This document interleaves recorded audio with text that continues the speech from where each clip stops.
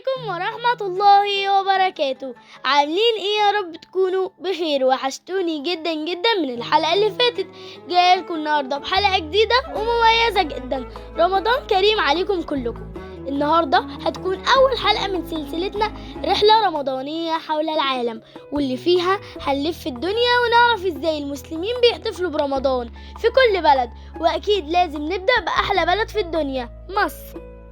رمضان في مصر ليه طابع خاص جدا، ومن أول يوم في الشهر المبارك بتحس إن في فرحة كبيرة في كل حتة.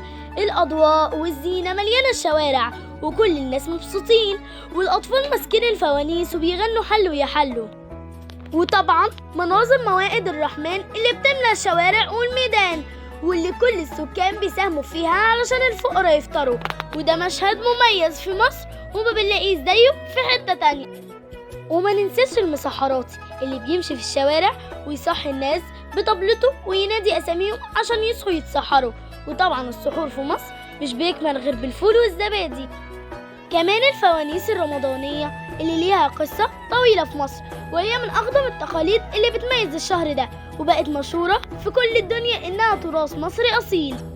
يا رب تكونوا استمتعتوا بجو رمضان في مصر، وبكرة إن شاء الله هنسافر دولة جديدة ونعرف إزاي بيحتفلوا برمضان هناك.